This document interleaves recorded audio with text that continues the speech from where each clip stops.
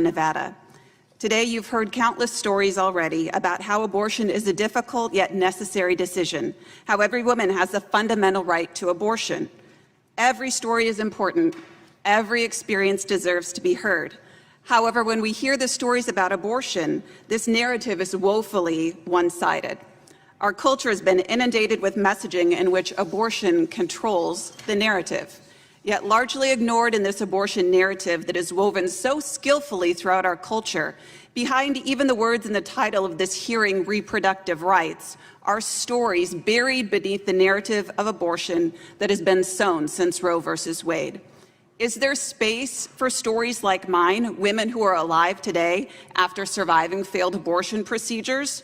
For stories like my biological mothers who have been coerced or forced into an abortion? Do we ever create space for the stories of women who regret their abortions? The most important stories, though, are those that you will likely never hear. The stories of the little girls who will never live outside of the womb. In all of this discussion about women's rights, some lose sight of the fact that without the right to life, there are no other rights. This is the greatest human rights issue we're facing as a country.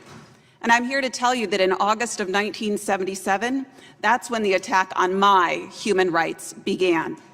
My biological mother, as a 19-year-old college student, had a saline infusion abortion forced upon her by her own mother, a prominent nurse in their community, with the help of her friend and colleague, the local abortionist, Dr. Kelberg.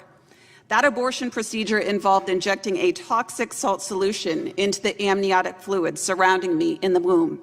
It was meant to poison and scald me to death. I soaked in that toxic salt solution over a 5-day period as they tried time and time again to induce my birth mother's labor with me. When I was finally expelled from the womb on that 5th day of the abortion procedure, my arrival into this world was not so much as a birth, but an accident, a live birth after a saline infusion abortion.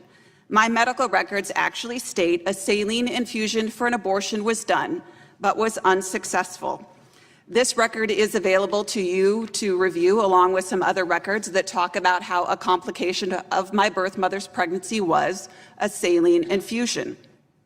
Despite the arguments being made that people like me don't exist or that children aren't left to die after failed abortions, I need you to listen to the words of a nurse who I've been connected with who was there that day. I was initially laid aside after my grandmother instructed the nurses to leave me to die, and arguments ensued about whether I would be provided medical care. In the words of Nurse Jan, who received me in the NICU that day, a tall blonde nurse courageously rushed me off, shouting out, "She just kept gasping for breath." And so I couldn't just leave her there to die. My medical records state that when I was delivered alive in that abortion procedure, I suffered from severe respiratory problems, jaundice, seizures.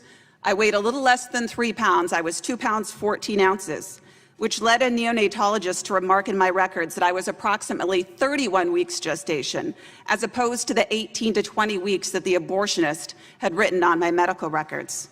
It's easy to talk about women's reproductive rights until you recognize that without first the right to life, there are no other rights.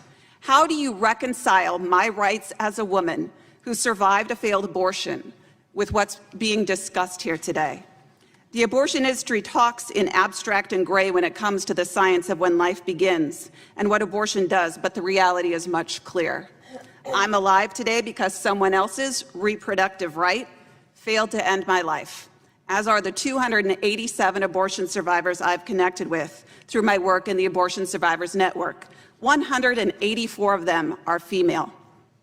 There's something wrong when someone's right results in another person's death.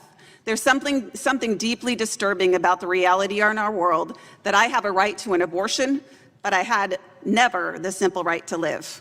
As you examine the so-called threat to women's reproductive rights, I would ask you to look behind the language and see stories like mine that are hidden, that might seem inconvenient or rare, and consider there's more to this discussion. And there's more to be done to protect your most vulnerable constituents and meet the needs of women and families in our communities in a way that supports lives at all stages of development and in all circumstances, not ends it.